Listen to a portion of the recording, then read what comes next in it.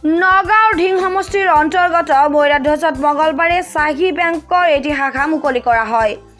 এক গাম্ভীৰ্যপূৰ্ণ পৰিৱেশত আনুষ্ঠানিকভাৱে বেংকৰ শাখাটিৰ দ্বাৰ উদ্ঘাটন কৰে মৈৰাধ্বজ গাঁৱৰ পঞ্চায়তৰ সভাপতি ইন্নচালিয়ে। মৈৰাধ্বজৰ দৰে এটা অতিকৈ পিছপৰা অঞ্চলত বেংকৰ শাখাটি মুকলি হোৱাত ৰাইজে সন্তুষ্টি প্ৰকাশ কৰিছে। কিয়নো যাতায়াতৰ সুচল ব্যৱস্থা নথকা অঞ্চলটোৰ ৰাইজে বিভিন্ন লেনদেনৰ বাবে বহু দূৰ দূৰণিলৈ বাট কৰি পাব লগা হয়। কিন্তু এতিয়া অতি সহজে ইয়াৰ জৰিয়তে সৰ্বস্তৰৰ ৰাইজে ধনৰ লগতে সকলো লেনদেন কৰিব পাৰিব।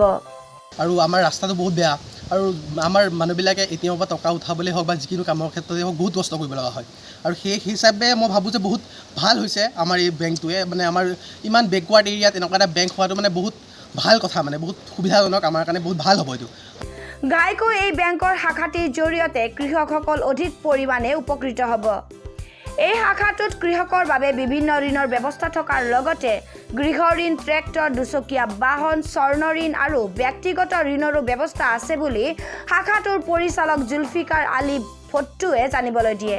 গাঁৱত চহী বেংক উদ্বোধন কৰিছোঁ আমি গোটেই ৰাইজৰ সহযোগত।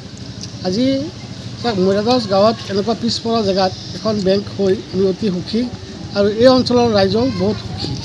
যিহেতু এই বেংকৰ জৰিয়তে বহুত কৃষকৰ লোন আদিকে ধৰি চৰকাৰৰ ফালৰ পৰা ফাইনেন্সৰ কাৰণে বহুত সুবিধাৰ মানে এটা অপশ্যন আছে বুলি আমি গম পালোঁ।